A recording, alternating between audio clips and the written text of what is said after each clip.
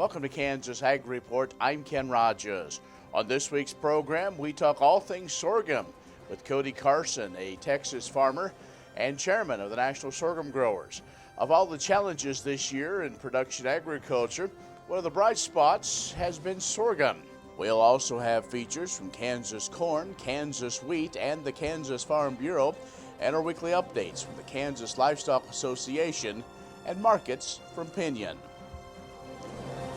Kansas Ag Report brought to you in part by the Kansas Soybean Commission, the Soybean Checkoff, progress powered by Kansas farmers. Kansas Farm Bureau, a grassroots ag organization representing the state's farm and ranch families since 1919, KFB.org. And the Kansas Wheat Commission, lending in the adoption of profitable innovations from wheat, online at kswheat.com.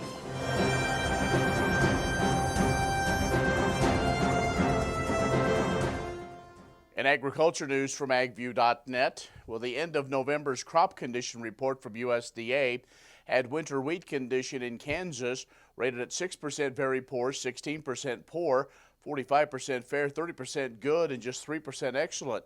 Nationally, the numbers 46% good to excellent, 36% fair, 18% poor to very poor. The next national report will begin with the new crop growing season on April 5th of 2021. Growth Energy has submitted notice of intent to sue the Environmental Protection Agency. The notice is in response to the EPA's failure to fulfill its statutory obligation to issue the 2021 renewable volume obligation by November 30th. That's the annual deadline set forth by the Renewable Fuel Association. The notice gives EPA 60 days to issue the 2021 RVOs before risking a lawsuit in federal court. Every year, EPA is required to set the RVO so that biofuel and fossil fuel companies understand their total renewable fuel blending obligations for the following year. Now, failure to set the RVO undermines the RFS and could lead to uncertainty in the market and lower than necessary biofuel blending levels. And China's purchases of U.S. farm commodities still lag behind targets that were set in the Phase 1 trade agreement, that according to research by the Peterson Institute. Through October, China's year-to-date total imports of covered products from the U.S. were at $75.5 billion, compared with a prorated year-to-date target of $137.3 billion. Over the same period, U.S. exports to China of covered products, $70.3 billion, compared with a year-to-date target of $125.4 billion. And though through the first 10 months of 2020, China's purchases of all covered products were thus about 56% for U.S. exports, or 55% of Chinese imports for their year-to-date targets. Find more on these stories and other ag news at agview.net. Stay with us. Kansas Ag Report brought to you in part by the Kansas Livestock Association, supporting members' business interests and meeting consumer demands. KLA.org. Oldie Seed Farms, carrying soil-specific seed. Find them on the web at oldieseed.com. That's OHLDE seed.com. And Kansas Corn, building the future at kansascorn.com. Next time you see a beautiful field of corn, reach out and thank the farmers who work tirelessly to raise corn for livestock feed, renewable fuels, and exports to feed a growing world population. The farmers on the Kansas Corn Commission work for Kansas Corn with grower-funded checkoff dollars that support foreign and domestic market development, research, promotion, and education to expand opportunities for Kansas farmers. To learn more, visit kscorn.com.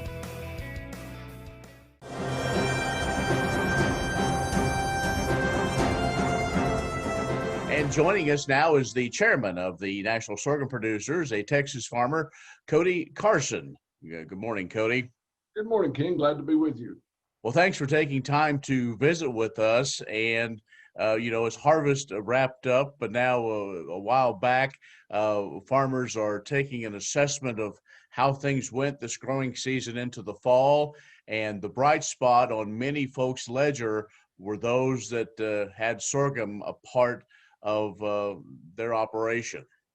Well, that's true. We're seeing basis at historic levels for sorghum, and for those that had a good crop, it's actually been a great silver lining for them. Across the sorghum belt, I would say yields were uh, decent or good in a lot of spots. There were particular drouthy spots though that got hit really hard and aren't able to take advantage of this, and I happen to be one of those. We've had almost no moisture in the past 12 months, and I know Western Kansas, I visited with some growers there that are in the same situation, and so we're optimistic for next year's crop. You know, it looks like there's going to be a good demand all the way through, and if we can continue this basis, be a very positive thing for the sorghum belt. It is something that you and other farmers, leaders, as well as the checkoff side, have worked on increasing that basis level, and now to where it is very competitive with corn. Well, National Sorghum Producers has been very effective in the use of their manpower and the checkoff dollars to develop markets. Not only are we seeing the resurgence of the demand in China, which is where the bulk of U.S. sorghum goes, but we are making some great inroads into Vietnam. They're using a lot of U.S. sorghum for aquaculture, and then with sorghum being a non-GMO and a gluten-free product, it's just a natural fit in today's food market for the U.S. consumer. We're seeing it used in energy bars and snack foods and salads. It's really a neat time to be involved with the sorghum industry. It is. You're exactly right. And I do, in our second segment, want to talk a little bit about the research and how that's increased. But you bring up a good point in looking at now the food grade and how food has really taken off, and where sorghum is really becoming competitive with, say, quinoa and other things as one of those side dishes to work good with almost any protein. You took the words out of my mouth. Quinoa is one place that sorghum, it has a lot of the same qualities and a lot of the same fits as far as in the food industry. There's a snack food that my family absolutely loves called Pops, and it's similar to a Cheeto that's made out of sorghum, and a really good snack food. Kody Carson is the chairman of the National Sorghum Producers. He's a Texas farmer. We're going to take a break and come back with more in just a moment. The Kansas Ag Report brought to you in part by Kansas Grain Sorghum, growers working together. Learn more at ksgrainsorghum.org. Grass and Grain, online or in the mail, keeping Kansas farmers informed for over 60 years. grassandgrain.com. And agview.net, serving the Beef Belt and Western Corn Belt with reliable and relevant agriculture information. agview.net. Many seed companies claim to offer the latest genetics, but how many have tested those genetics in soils just like yours? The Oldie Seed Know to Grow research program has fully tested the latest seed genetics in soils that are right in your neighborhood. The Oldie Seed Know to Grow program can recommend the best performing hybrids from technologies like Enlist, Extend, and LibertyLink that will optimize the yield and profit of every acre on your farm. Contact Oldie Seed today.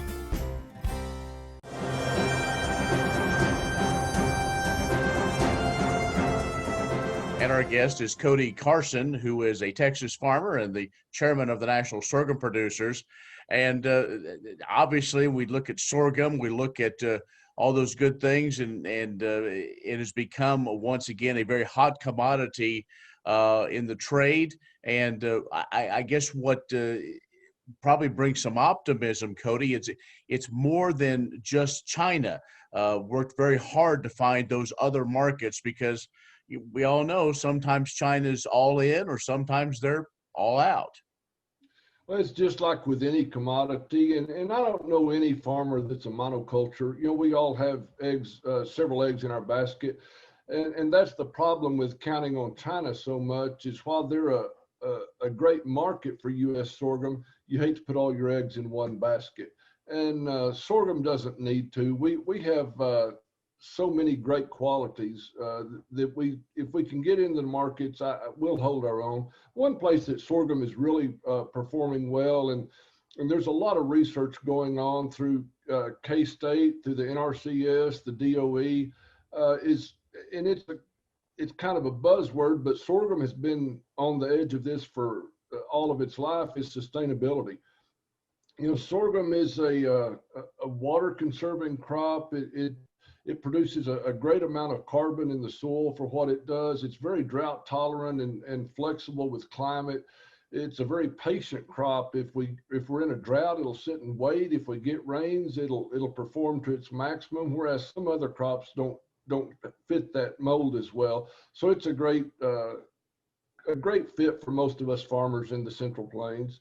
I just think sustainability, while the urban people are using that as a buzzword, we as farmers have been doing it for centuries and for generations. We want to be sustainable. And as the Ogallala continues to decline and other aquifers, we have to be cognizant of best use for all of our surface water.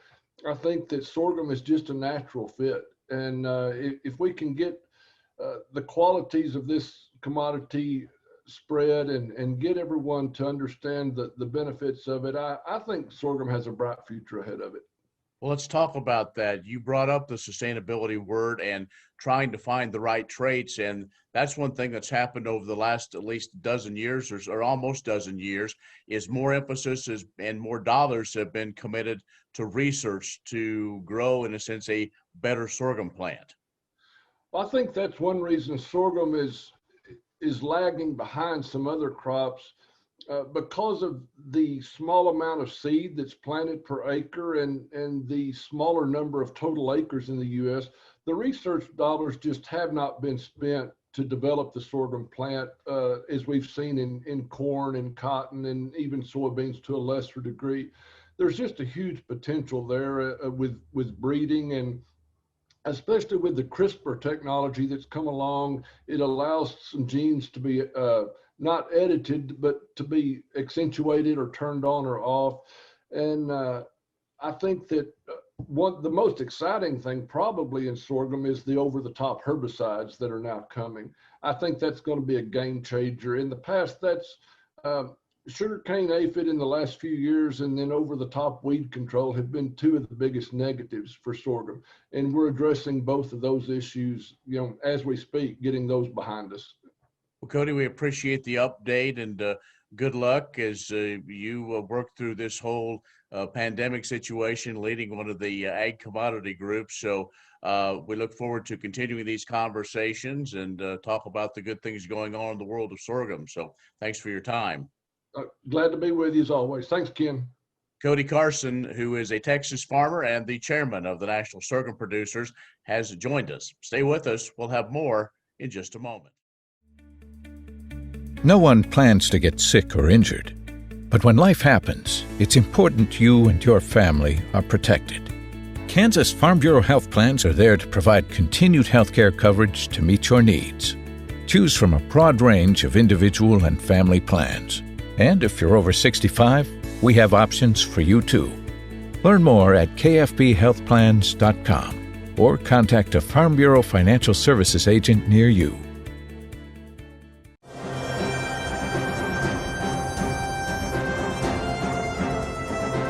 Hi, this is Sharon Thielen, and I'm here to give you the Kansas Corn Update.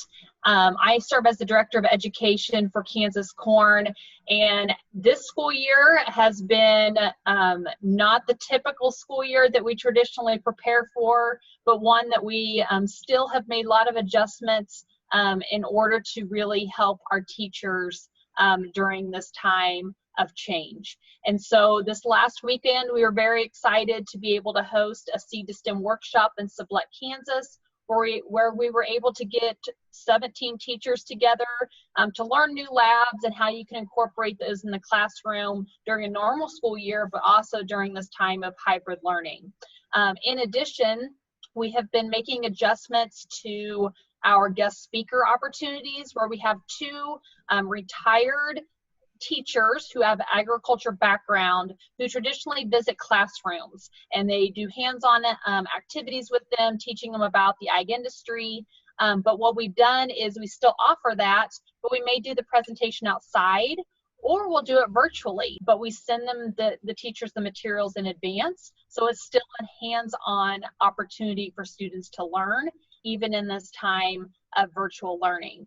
But in addition, we have had a team of great teachers that have adjusted all of our labs. We're up to 93 labs now on our lesson library, but many of them now can be used for in-home use. So kansascornstem.com, all spelled out, is the place to go for all these great resources for anybody looking for something fun to do both in the classroom and at home. Next time you see a beautiful field of corn, reach out and thank the farmers who work tirelessly to raise corn for livestock feed, renewable fuels, and exports to feed a growing world population. The farmers on the Kansas Corn Commission work for Kansas Corn with grower-funded checkoff dollars that support foreign and domestic market development, research, promotion, and education to expand opportunities for Kansas farmers. To learn more, visit kscorn.com. Imagine turning soybean oil, used cooking oils, and waste animal fats into fuel so amazing it drives U.S. jobs and our economy forward.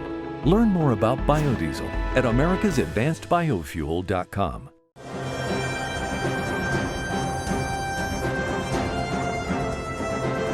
From breaking bread in Japan to making tortillas in Mexico to producing instant noodles in Nigeria, hard red winter wheat is a staple ingredient in family dinners around the world.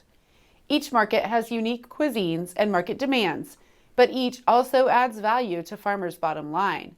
According to a January 2016 economic analysis of wheat export promotion, U.S. wheat farmers received $45 in net revenue for every dollar invested in export promotion from 2007 to 2014. Mexico is the largest customer year in and year out for Kansas hard red winter wheat, thanks to an interconnected supply chain between Kansas elevators and Mexican flour mills. Duty-free access solidified by the United States-Mexico-Canada Agreement helps keep wheat flowing south, mainly by rail. Chinese purchases of hard red winter wheat have jumped from 0 to 36 million bushels following the Phase 1 agreement, which went into effect in early 2020. Nigeria's appetite for instant noodles has grown exponentially as U.S. wheat farmers and U.S. wheat associates helped the milling and noodle manufacturing industries develop in this West African nation. Competition for wheat sales with the Black Sea is growing in this cost-sensitive market, making it important for groups like Kansas Wheat to stay in close contact with these key customers. Japanese flour millers and U.S. wheat farmers have partnered together for more than 60 years to the mutual growth and prosperity of both. Approval of the U.S.-Japan trade agreement in 2019 helped solidify this trading relationship by putting U.S. wheat exports on equal footing with competing supplies in Canada and Australia. The Kansas Wheat Innovation Center in Manhattan is rediscovering ways to get improved varieties and new genetics in the hands of farmers faster. Grower-led and checkoff-funded research initiatives are bringing about positive change. This grassroots leadership provides a strong voice in Topeka and Washington, D.C. Now is the time to partner with Kansas Wheat in moving wheat forward. Kansas Wheat Commission and Kansas Association of Wheat Growers. Farmers investing in their future and yours. Log on to rediscoverwheat.org. Many seed companies claim to offer the latest genetics, but how many have tested those genetics in soils just like yours? The Oldie Seed Know to Grow research program has fully tested the latest seed genetics in soils that are right in your neighborhood. The Oldie Seed Know to Grow program can recommend the best performing hybrids from technologies like Enlist, Extend, and Liberty Link that will optimize the yield and profit of every acre on your farm. Contact Oldie Seed today. Kansas Farm Bureau's 2020 Distinguished Service Award winner is Edie Dahlstein from McPherson County. Edie and her husband Larry have spent their lives advocating, educating, and serving on behalf of their farm organization. The couple started out on the State Young Farmers and Ranchers Committee, and it was this experience that launched her appointment and election to boards and committees on local, state, and national levels. I think Larry and I have both been very fortunate in having doors opened for us by other people. I was a member of the YF&R committee with Larry. We served as couples. The next opportunity, another door opened, was would you like to be on the State Women's Committee, as it was known then? I said, sure. We visited about it. I ran for that position, was fortunate to win. Would you like to be and run for the vice chair of that committee, which then sat at the table for the policy development? From that, the opportunity to be a full Kansas Farm Bureau board member arose. The election was held, the election was successful. Another door that opened, and as those doors kept opening, always came back to the farm, to the family, and said, here's some opportunities, is this something we want to do? Edie was elected to the KFB Board of Directors in 1989, then was elected Vice President in 2002, and made the decision to retire in 2011. Her favorite memories include learning from others. It was back when farming was pretty exciting in the 1970s. Working together on the farm, multi-generation, and many of us were across the entire state of Kansas, learning about each other, learning new industries, learning how different people farm. Not everybody had the same operation that we did. That was probably one of the best memories and one of the greatest learning opportunities I had.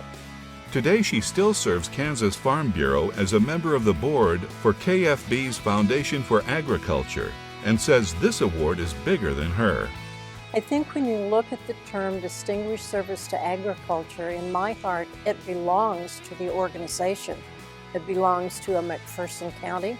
It belongs to the state of Kansas Farm Bureau. It belongs to National Farm Bureau. All of those entities have given opportunities and doors opening for so many people.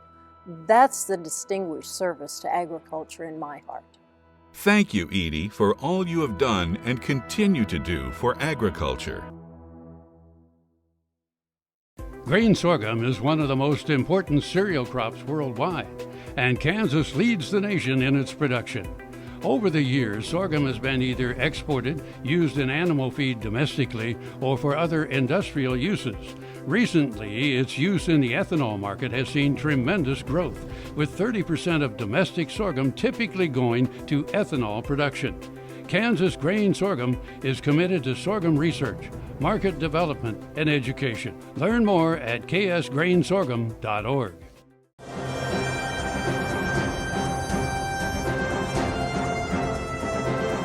Through the Kansas Beef Council's checkoff-funded beef certificate program, Kansas producers offer educational resources and reimbursement for products purchased and used for teaching about beef in family and consumer science foods classes and ProStart programs. Program funds provide financial support for the purchase of beef for use in classroom lessons about lean beef selection, storage, preparation, and nutrition. In addition to monetary assistance, the program provides standards-based lessons plans, educational videos, and other resources that can be used to engage students in the learning process. Recently created curriculums aim to offer secondary-level students a greater understanding of beef production and include interactive, in-person, and virtual learning options that provide information about the beef life cycle and the role beef plays in a healthy and sustainable diet. There were 117 Kansas middle and high schools approved for the Beef Certificate program for the 2019-2020 school year. This allowed a reach of 12,478 students in 41 counties across the state. To learn more about how beef checkoff dollars are invested in programs and resources that connect with both consumers and producers, visit the new Beef Hub on the Kansas Beef Council's website at kansasbeef.org. Many seed companies claim to offer the latest genetics, but how many have tested those genetics in soils just like yours? The Oldie Seed Know to Grow research program has fully tested the latest seed genetics in soils that are right in your neighborhood. The Oldie Seed Know to Grow program can recommend the best performing hybrids from technologies like Enlist, Extend, and Liberty Link that will optimize the yield and profit of every acre on your farm. Contact Oldie Seed today. What if U.S. soybean meal were more than a commodity? If seed companies and the soybean checkoff built a better variety? That future is here. The time is now. To meet end-user demands, the soybean checkoff is investing in the compositional quality of soybeans, including meal. A message from the Kansas Soybean Commission, the Soybean Checkoff, progress powered by Kansas farmers.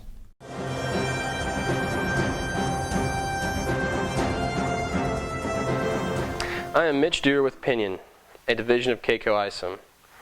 We are less than a month away from the end of the year, and what a year it has been. The markets have been very volatile and keeping everyone on their feet. This week, feeder cattle moved to multi-month highs on the corn market turning lower, along with firmer cash prices. We continue to watch live cattle grind sideways to higher. We began the week with steady cash trade at 110, with most asking prices remaining at 112. Demand for beef continues to be strong as we move into the holiday season. Box beef moved higher into Thanksgiving but has begun to move sideways. Cutout prices have reached the highest level since the plant shutdowns earlier in the year. These cutout values are similar to where we were a year ago, but with cash prices trading $7 under last year.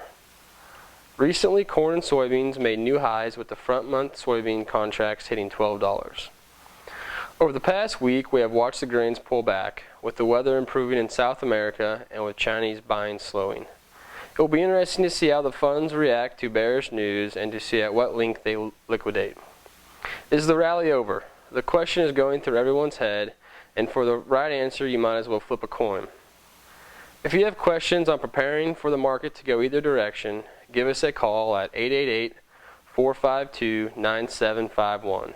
My name is Mitch Dewar with Pinion, a division of K-Coe Isom. Well, that's our show this week. Be sure to be social with us online at kansasagreport.net or on Facebook at Kansas Ag Report Television Show or Twitter at Kansas Ag Report. So let's wrap up this year Kansas strong.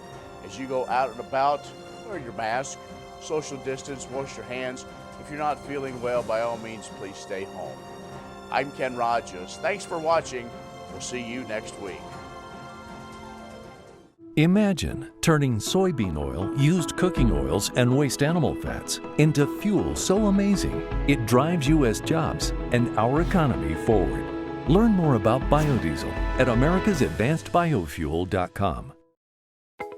Are you looking for Medicare supplement insurance plans? Now is a good time to look at your options with Kansas Farm Bureau Health Plans. A Medicare supplement insurance plan can help cover certain out-of-pocket expenses Medicare doesn't cover. Things like deductibles, co-insurance, and certain limitations that can be costly in the event of an accident or illness. With Kansas Farm Bureau Health Plans, you have options to Medicare supplement insurance plans with 4 levels of affordable coverage and service from an organization known for its commitment serving Kansans. We encourage you to compare our rates. For more information and to get a quote, contact a Farm Bureau Financial Services agent near you or visit kfbhealthplans.com. Medicare supplements insured by Members Health Insurance Company, Columbia, Tennessee. Not connected with or endorsed by the U.S. or state government.